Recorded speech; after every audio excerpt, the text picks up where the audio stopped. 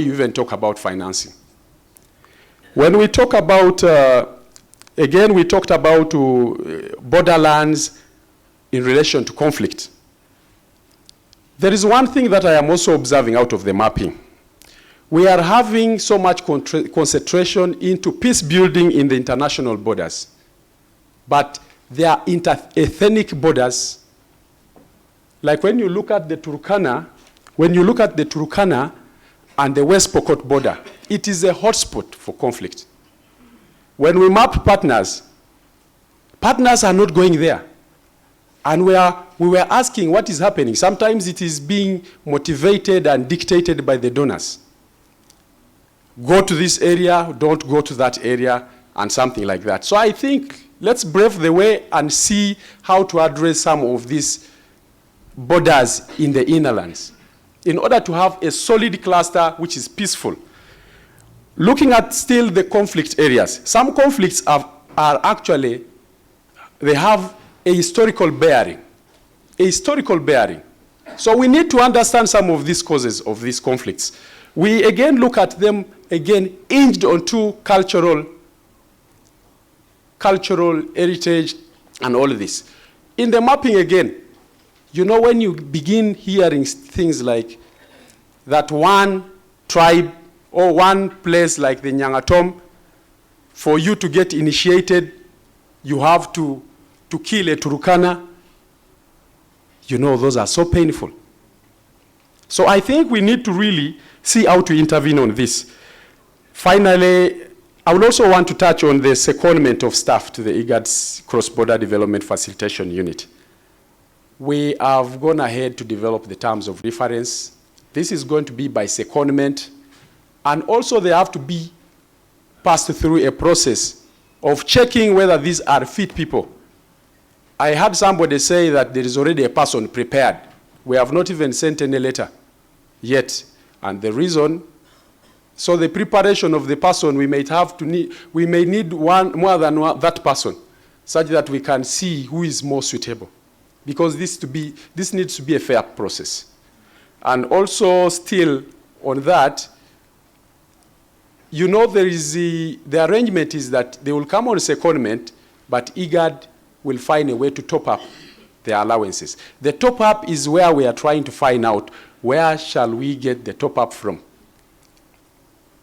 So I think there is a green light somewhere, and soon we are still going to engage in this. I was talking to John.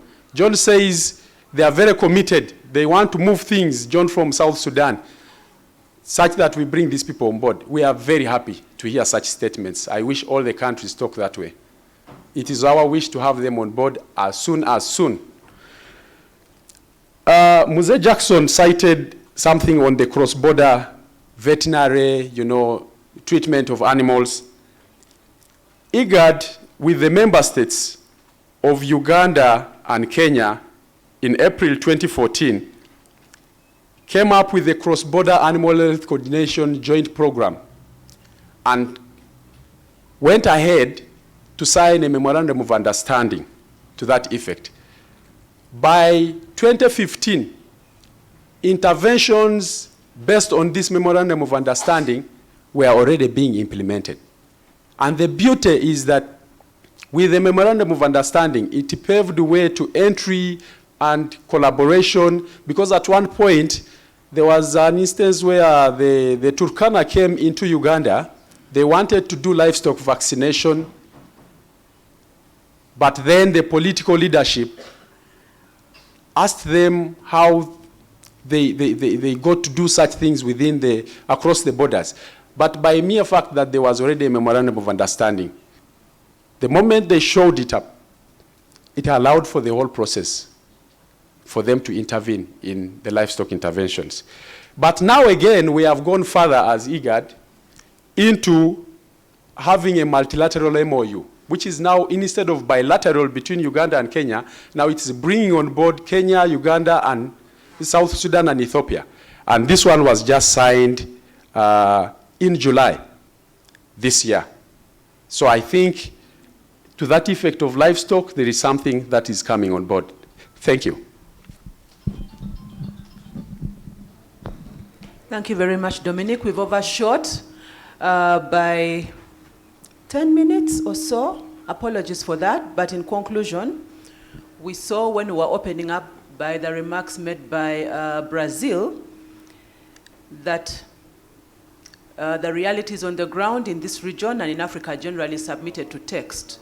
So what we are trying to do is to rewrite that history for the future, rewrite history for tomorrow, that our text speaks into the realities that we are facing. So we have very much belief that the next phase of the Idrisi, which starts now, I'm not launching it, but it's starting, that is going to speak into the realities on the ground, and that this cross-border experience we are talking about here, we shall see more of and engage more in it. But for that to happen, we have to respond in 3 different strands. There's, of course, the micro, which is at community level. We've had the elders here, and they've told us precisely what exists at the grassroots and what needs to be done. I'm sure there's a rapporteur in the room who will report, but for me, the outstanding things is that local communities and the local governments in those areas need to be involved in the planning and decision-making processes. And we need to invest more in capacity development in these areas, in knowledge generation and transfer, and also to work within a framework of developing cross-border plans. And that there is power in the people. So wherever we think there is nothing that can be done, there is actually a lot of power in the people. And we've had that, we've seen that, it's been demonstrated here. And those people include women and youth. Yeah? Not just my elder here. At the meso level, we speak about nations and the role of our countries and governments through bilateral agreements on things they can do to improve the policy or create the enabling environment for whatever we need to do in the borderlands to happen, right? We need to ensure that the country strategies speak of the realities and include the realities of the borderlands, and that there is strengthened collaboration. Maybe I shouldn't use the word collaboration, but cooperation is more to the point of what we are trying to do. And that the national coordination mechanisms should be strengthened to respond to that. And in that, we then respond to the issues of marginalization that are currently experienced on the borderlands. Lastly, the monster role of Igad in dealing with the transnational governance questions that span from trafficking to crime to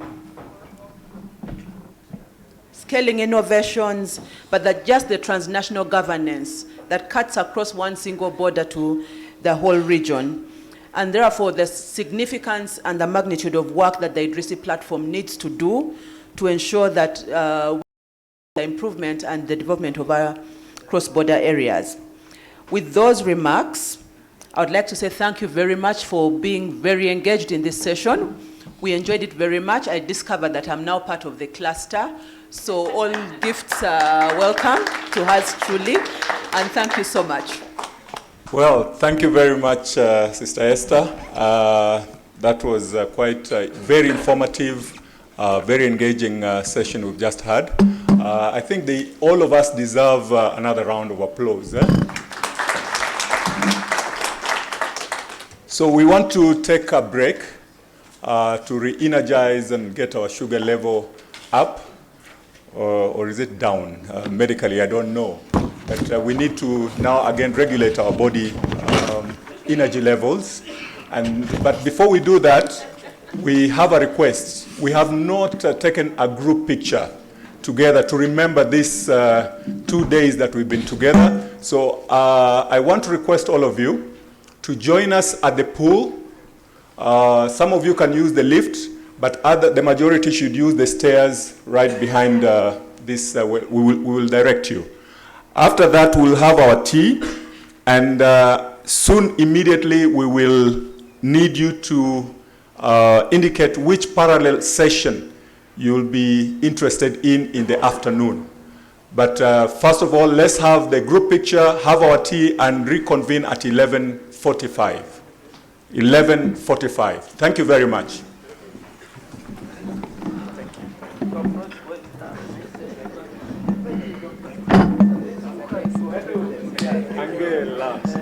Angela.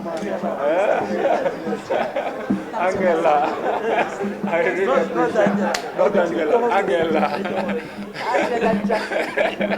Thank you, Esther. Thank you so much, Dr. Dominic. Yeah. Okay. Asante sana. Asante sana mzee wangu. Nashukuru. Yeah.